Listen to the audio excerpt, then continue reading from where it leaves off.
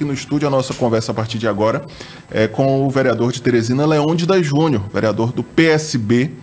Está aqui conosco para conversar sobre os primeiros dias, as primeiras semanas de trabalho na Câmara Municipal. O vereador que assumiu o mandato no início do mês de junho, em substituição à vereadora Tatiana Medeiros, que segue afastada por decisão judicial e cumprindo prisão domiciliar. Vereador Leônidas Júnior, do PSB, seja bem-vindo ao Comando Geral. Bom dia. Obrigado, meu amigo Natanael, Chico, João Magalhães e todos os ouvintes, internautas e hoje em dia todas as outras redes, né? Todos os meios de acompanhar. Vereador, qual o balanço que o senhor faz desses primeiros dias de trabalho na Câmara Municipal? Bom, eu acredito que esses primeiros dias foram bastante produtivos, dada a circunstância, a forma e a maneira como nós entramos. Haja visto que todos os outros e outras amigos e amigas vereadores tiveram meses ali de preparação, de tempo de montagem de equipe, de tempo de organização. Até porque quando se fala numa atuação política, de fato, você tem uma certa burocracia ali que exige um preparo e exige um tempo. E a gente não teve esse tempo. Haja visto que no processo normal, você recebe a notícia da sua eleição ali em outubro, aí você tem outubro, novembro, dezembro para organizar politicamente o seu lado, vamos dizer assim, o seu viés. Você tem ali um tempo também de montagem de equipe, de organização mesmo, de estrutura, de acompanhamento do mandato, jurídico, contábil. Você tem uma série de fatores ali que são necessários para a boa execução do mandato. A proposição de leis, a aprovação de leis, tempo de conhecimento, tempo de articulação dentro das casas. Por exemplo, hoje a gente ainda não tem nenhuma representação em nenhuma comissão. Então, quando se entra, eu não opinei em quem, por exemplo, esteja hoje dentro da CCJ, que é a comissão talvez mais importante. Na presidência da casa, por exemplo? Na presidência da casa, por exemplo, é um processo que a gente foi alheio. Então, assim, a gente entra com esses desafios, mas nada que a gente não consiga superar. Estamos superando, estamos conseguindo tocar o trabalho. Vereador, como o senhor falou, nessa semana completa um mês, né, de mandato. E aí, queria saber, logo nos primeiros dias, né, quando o senhor tomou posse, o senhor apresentou logo alguns projetos de lei, né? E aí eu queria saber tanto quais esses projetos o senhor destaca, que é o mais importante, e como é que está a sua experiência no acompanhamento desses projetos, né? A gente sabe que, a gente comentava há pouco, né, Chico Gomes, sobre o mandato parlamentar. Tem muitos vereadores que parece que optam por não apresentar requerimento, por não dar aquele devido acompanhamento, né? Qual é o seu olhar nesse momento em relação a essa burocracia que o senhor fala, no sentido de estar apresentando requerimentos, né? De não é só apresentar o projeto de lei, né? Tem que acompanhar, tem que debater, um projeto de lei tem que seguir ali nas comissões. Como é que o senhor está fazendo esse trabalho e desses projetos de lei que o senhor apresentou logo no primeiro dia, qual aquele que o senhor destaca que é mais importante? Bom, nós apresentamos, João, cinco projetos de lei e o indicativo, né? Quando eu apresentei esses 5 projetos, alguns até me questionaram, falaram, por que não coloca um de cada vez e tal? Mas assim, tendo uma pequena experiência e até um pequeno conhecimento, a gente sabia que as coisas não andam tão rápido quanto a gente quer. Então a ideia mesmo foi adiantar o máximo para depois a gente ir para essa parte mais burocrática, técnica, como alguns queiram colocar, e diálogo mesmo, né? E o projeto de lei que eu julgo mais importante, na minha concepção, é a redução do ISS para jovens empreendedores em Teresina. Dentro dessa discussão ainda, dessa parte mais burocrática, nós estamos encontrando alguns entraves, até porque, com todo respeito, é mais fácil aprovar um projeto de concessão de título de cidadania, de mudança de nome de rua, porque basicamente você não altera nenhuma estrutura, não contraria nenhum interesse. Quando você coloca um projeto que tem uma substancialidade mais forte, que vai modificar alguma coisa, então você tem um discurso tecnicista de um outro lado, que, mas isso pode, não pode, tem até uma dúvida. O vereador, ele compete essa alçada de você alterar orçamento, conceder isenções? na nossa concepção, sim. Isso é um objeto de disputa até mesmo no Supremo Tribunal Federal. Há decisões, por exemplo, do ministro Alexandre de Moraes, que reafirmam que o vereador ele tem sim vamos dizer, a prerrogativa de legislar sobre isenções, sobre taxa de recolhimento de imposto. Então, assim, é um desafio de meio que de você aprovar algo que vá mudar de fato a vida das pessoas, que vai impactar de fato na vida das pessoas. E o ponto mais importante que um vereador pode modificar ou pode fazer, na minha concepção, é alterar o orçamento.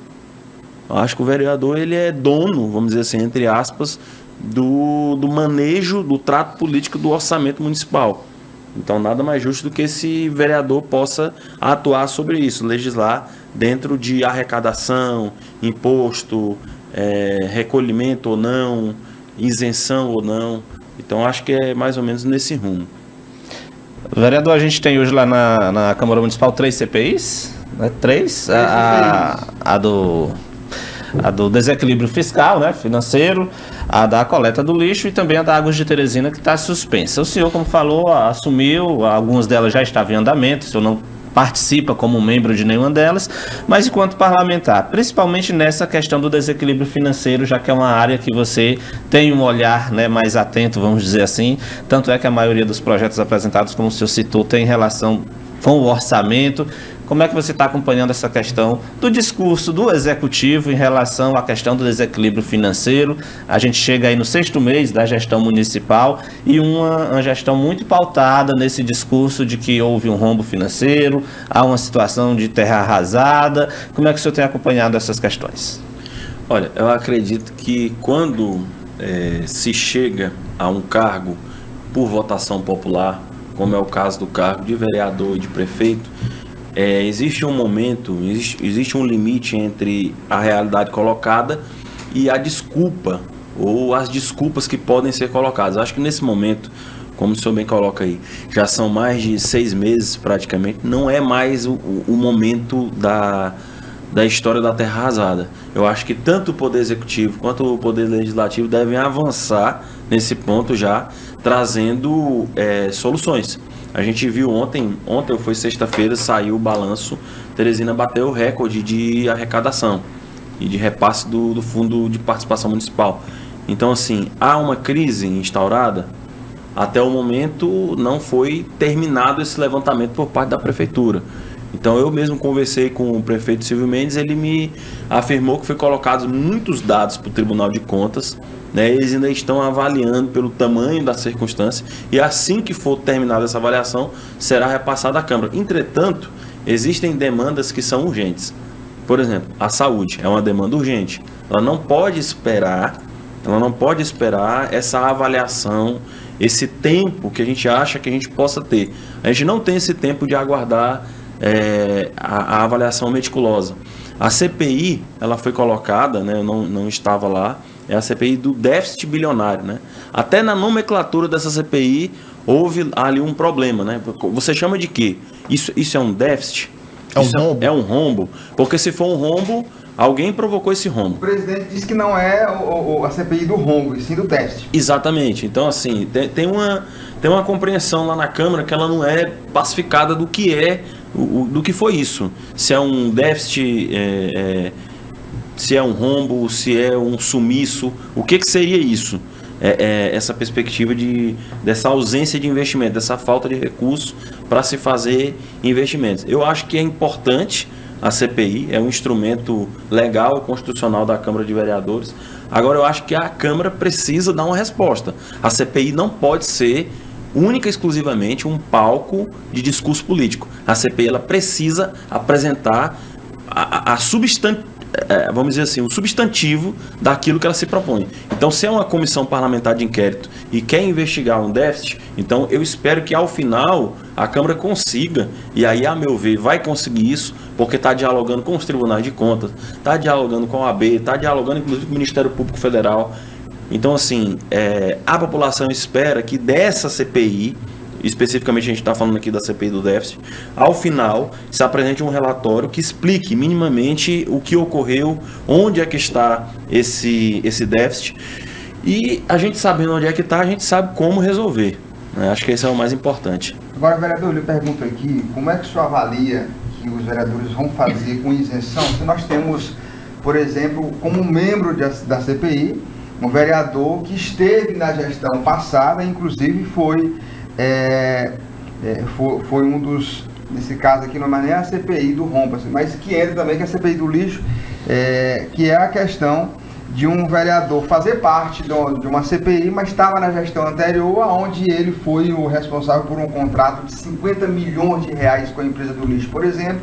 E aí, como é que esse vereador vai se auto-investigar? Qual é a isenção que nós temos do relato de um vereador desse? Você acha que ele tem isenção se ele teve na gestão anterior e foi partícipe de um contrato de 50 milhões de reais? Vai sair uma coisa ali neutra? Vai sair algo ali consistente, tendo um membro na CPI que passou por uma situação dessa? Olha, primeiro, é entender que a CPI ela não é a investigação de um único vereador. Inclusive eu, que não faço parte da comissão instaurada, mas nas oitivas, por exemplo, eu posso participar, posso fazer questionamentos, sou livre para isso, como eu fiz na Água de Teresina. Por exemplo, eu não propus, não estava na comissão, mas eu fui lá e fiz os meus questionamentos. No caso, no dia foi o Edson Mello, que era da A7, foi a única que eu pude estar presente, né, porque cheguei e só teve essa. Então, assim, eu acredito que, em tese, genericamente falando aqui, não necessariamente eu acredito que alguém que participou da gestão passada, ele tenha uma suspeição em participar. Eu não acredito nisso. Eu acredito que tem como sim manter uma independência e tocar a investigação, até porque não é só uma pessoa, ali são vários parlamentares. E até onde eu vi a documentação da CPI do lixo, ela tem mais perspectivas de investigação da realidade atual, desses últimos 6 meses. Está mais relacionado ao contexto aí da não, vamos dizer assim, da não feição, da licitação, da renovação automática sem licitação, da contratação sem licitação. Eu acho que o interesse é mais esse.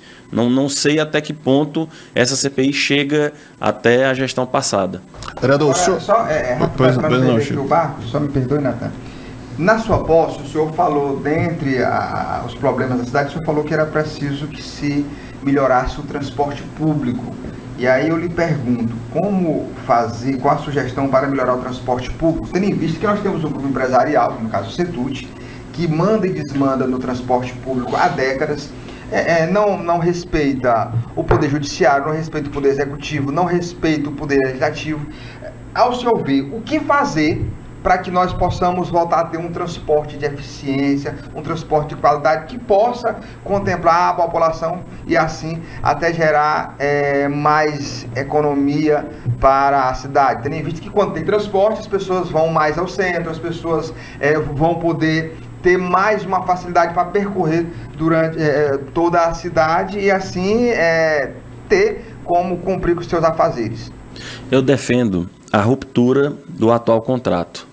Eu acho que o consórcio, o CETUT, ele não consegue mais responder aos anseios da população de Teresina. Isso vem se provando ao longo de vários anos. Agora sim, a gente tem várias soluções, né? Só que é um problema que ele precisa de uma solução emergencial. A solução a longo prazo, o mundo ideal, na minha concepção, era a municipalização do transporte.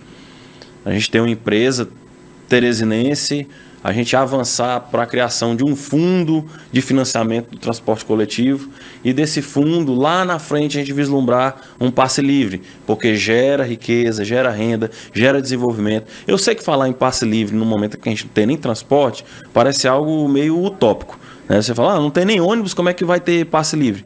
Isso é um modelo a longo prazo de resolução. Agora, a curto prazo, eu acredito que a gente precisa de uma nova licitação. Urgente. A gente precisa de uma nova licitação, colocar aqui a realidade, um novo plano diretor antes dessa nova licitação. É preciso fazer um estudo para a gente ver como é que é essa realidade hoje em Teresina. Teresina não é mais a Teresina de 20 anos atrás lá, que o CETUT fez um desenho dessas linhas de alimentação. Você tem áreas periféricas que cresceram bastante. Então a gente precisaria de duas coisas. Um novo plano diretor na cidade de Teresina, e isso custa dinheiro, realizar isso. A Câmara deve puxar esse papel para si. O único que vi colocando lá sobre esse aspecto foi o presidente Anderson Samuel, que tem intimidade com essa pauta. Eu acho que a gente precisa de um plano diretor e a gente precisa a ruptura desse contrato e uma nova licitação para que a gente chegue em algum consenso. Eu tava disposto, inclusive, ao entrar na Câmara, eu vi até que o vereador Petrus Evelyn, ele colocou um projeto lá vamos dizer assim, seria uma espécie de uma liberação para qualquer um autônomo, CPF, CNPJ, colocar seu transporte em Teresina. Isso não é o ideal. Não é o ideal, porque a gente sabe que o transporte precisa de regulação, precisa de controle social. Entretanto, da forma como esse transporte está hoje, é algo que se torna até plausível, porque você não tem nada. Então, assim, você não tem nada, então você precisa de algo emergencial. Com a ruptura desse contrato, o senhor acredita que seria possível permitir que os mesmos grupos que hoje exploram o transporte público concorrer novamente? Acho que sim. Legalmente a gente não poderia limitar isso. Seria até ilegal. Assim, uma licitação, quando ela se abre, você não pode limitar a concorrência. Isso é ilegal. Entretanto, você poderia colocar dispositivos de qualidade, de preço, né, que, vamos dizer assim, trariam de forma mais atrativa outras empresas, de outras realidades que deram certo. A gente pode pegar, por exemplo, Fortaleza, né? Se eu não me engano, é o mesmo grupo, faz parte do grupo da Guanabara, que há algum tempo já tem o transporte lá coletivo de Fortaleza e tem dado certo. Dado certo assim, desculpa. Dado certo, tem muito, a população de Fortaleza reclama muito do transporte, mas não é na situação de caos que a gente... Serviço, a lei que resolve. Existe pelo menos. Só para finalizar esse tema, eu coloquei isso porque o período em que foi feita a licitação anteriormente, que foi colocaram uma cláusula que para concorrer ao transporte público da capital era necessário que se tivesse uma empresa com as instalações aqui na capital. Como é que o Natanael tem uma empresa lá do estado de São Paulo e ele vai vir para Teresina para concorrer e já vai colocar as instalações dele aqui, toda a infraestrutura, sem saber sequer se ele vai de fato ser contemplado? Então, assim, por isso que eu fiz esse questionamento. Aí deveria ter uma fiscalização maior da parte dos vereadores naquele momento que acompanharam essa questão desse contrato. E hoje também, se tivesse uma realidade essas empresas grandes aí de transporte, para eles abrirem um escritório aqui, uma empresa da noite para o dia, assim. Os caras têm uma equipe que isso aí não seria uma dificuldade. Agora, vereador, ainda sobre essa questão de mobilidade urbana, nós até repercutimos na semana passada os questionamentos do pessoal que circula ali pela rua Rui Barbosa, na região do bairro São Joaquim, algumas multas aplicadas aos motoristas e motociclistas que transitam na faixa exclusiva de ônibus. O senhor apresentou um requerimento para suspender essas multas. Como é que o senhor chegou até o conhecimento dessa situação e, de fato, o que pode ser feito ali? Porque há, inclusive, denúncias de que a sinalização não é feita da forma adequada, os motoristas não têm a informação de fato que se trata de uma faixa exclusiva, além de toda aquela situação problemática ali do São Joaquim, né, que muita gente até brinca que é a Índia aqui em Teresina, né? Nova Delhi, né? O trânsito bastante complicado, comércio, a estação de ônibus literalmente no meio da rua, trazendo ali um estreitamento da faixa. Como é que o senhor acompanhou essa situação e, de fato, o que pode ser feito ali? Olha, ali, na verdade, Natanael, um grupo de moradores me procurou e me colocou aquela situação. E, assim, ao repercutir aquela situação, assim, o meu Instagram assim, foi lotado de gente assim que eu nem imaginava. Assim, olha, eu tomei multa. É muita gente. Tem um grupo no WhatsApp, que eu tô nesse grupo, inclusive, só de pessoas que tomaram multas, assim, e não para de crescer. É muita gente entrando. O que acontece ali na Avenida do Rui Barbosa? No início da colocação daqueles, vamos dizer assim, aqueles elefantes brancos ali que foram colocados, foi tirada-se uma ideia de que não seria feita a exigência ou a cobrança de multas ali por conta de trafegar em faixa de ônibus. Porque ali é muito apertado, só tem 3 vias, Tem momentos em que não tem como não entrar na faixa do ônibus. Não tem como. Quando você sai ali de frente do mercado, próximo à padaria, que você tem que retornar, você tem que obrigatoriamente entrar numa faixa de ônibus. Outro ponto importante, aí, o crucial e principal, com essa nova gestão na S-Trans, foram colocadas câmeras a partir de maio, se eu não estou enganado. Essas câmeras chegaram antes da sinalização e antes de qualquer tipo de conscientização. Então as pessoas começaram a tomar multas antes de se ter placas. Olha, aqui proibido trafegar em faixa de ônibus, faixa exclusiva para ônibus. Não tem. Pode ser que hoje de manhã sejam colocadas. Porque sexta-feira de tarde começou-se um trabalho de pintura ali, até por uma reclamação nossa, começou um trabalho de pintura e de sinalização. Agora, segundo o Código de Trânsito Brasileiro, é ilegal você cobrar multa numa área em que não há sinalização. Por exemplo, aqui na frente do dia, não tem uma placa de proibido estacionar. Aí eu estaciono, passa alguém da S-Trans e me multa. É ilegal essa multa, porque não está sinalizado. E na lei não existe a história do subentendido. Ah, mas se no Disseu tem uma faixa exclusiva e lá multa, aqui também tem? Tá, mas no Disseu tem a sinalização? Tem, então tem que cobrar. Lá não tem. Então nós entendemos que é ilegal.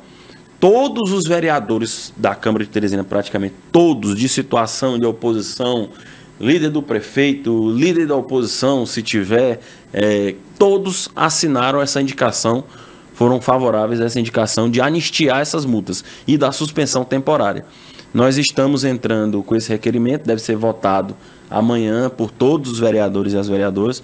Vamos tentar uma conversa com o superintendente da S-Trans. Temos já a perspectiva de uma comissão de vereadores até o superintendente.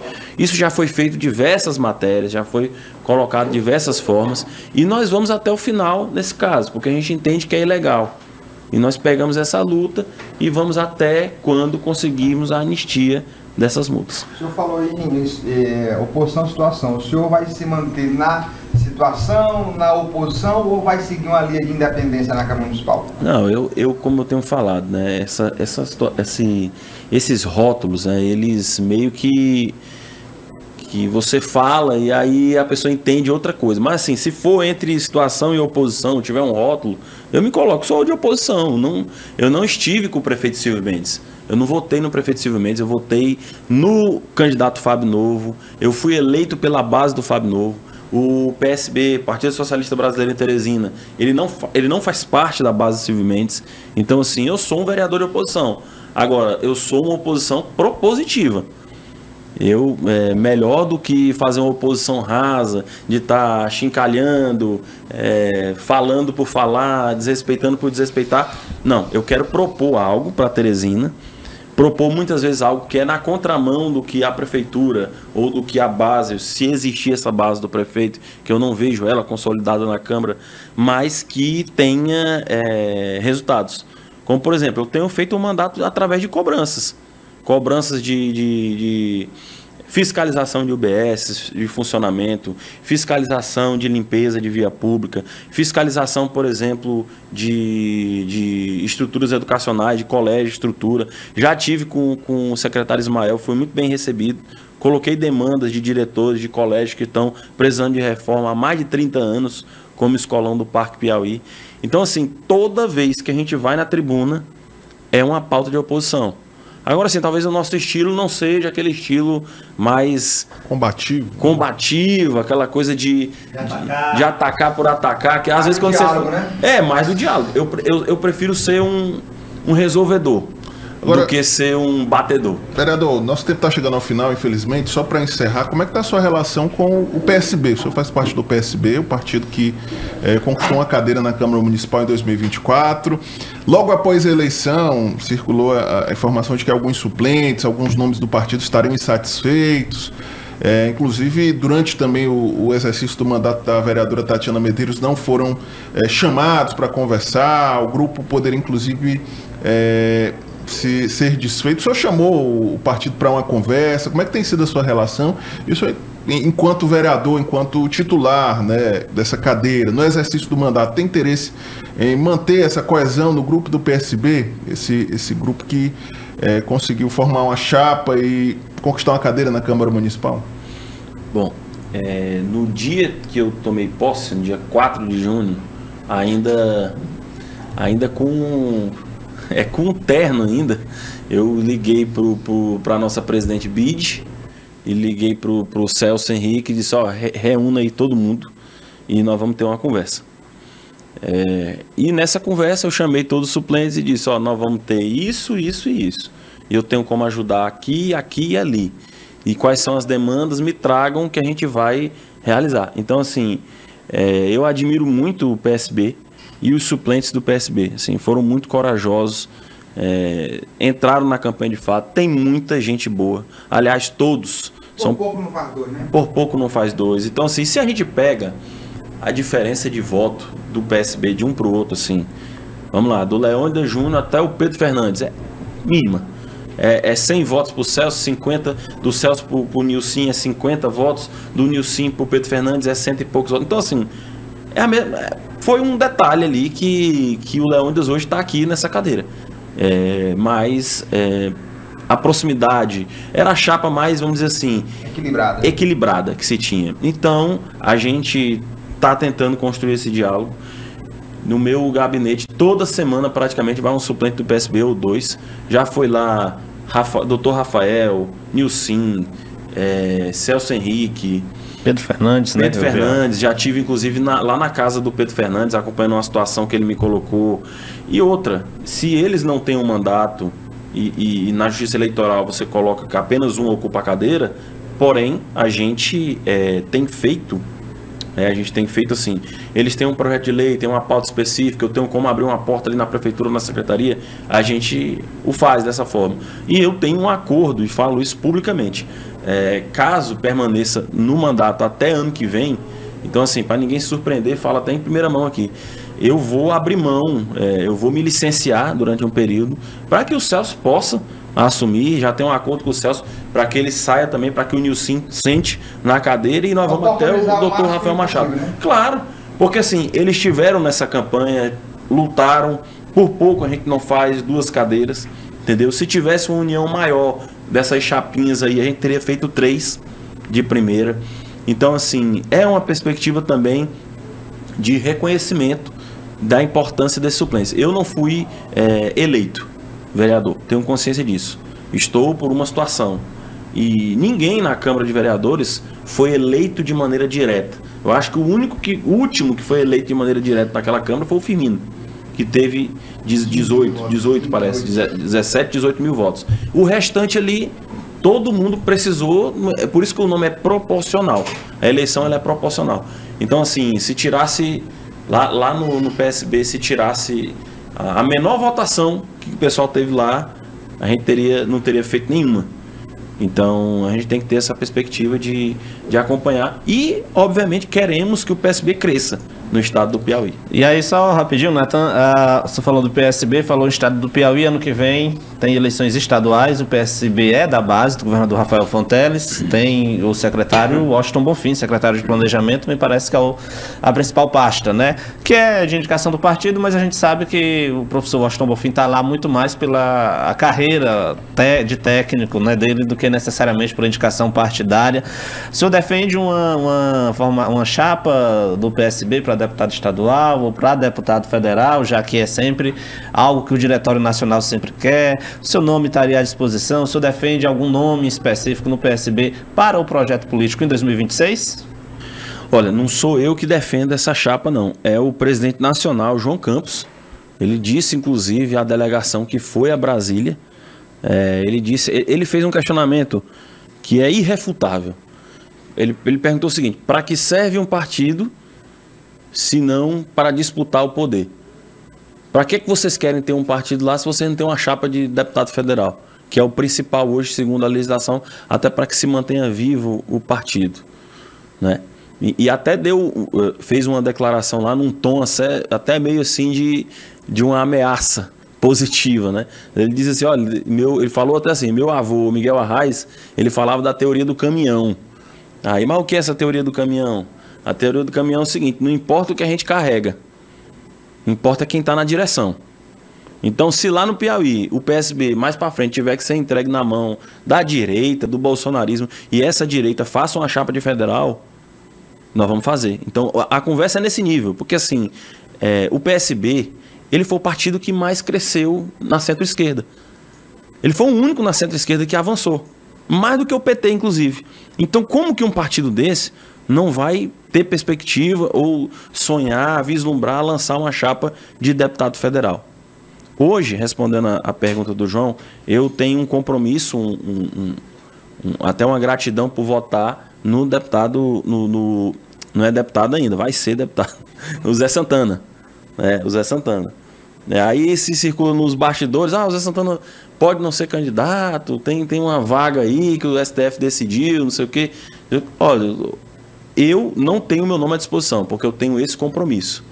Agora, o Zé Santana não é mais candidato, meu nome no outro dia está colocado para uma discussão, para uma chapa de federal. Não porque eu tenho a perspectiva de ganhar, não, que eu não sou maluco. A gente sabe que a gente tem que escolher. Exatamente, a gente tem que escolher a luta que a gente pode ganhar. Né? Não adianta eu chegar aqui para você, sou candidato a federal e vou ganhar. Meu amigo, não tem como. Agora, assim, tem momentos, né, numa vida partidária que não é ganhar ou perder, mas é marcar uma posição importante no crescimento de um partido.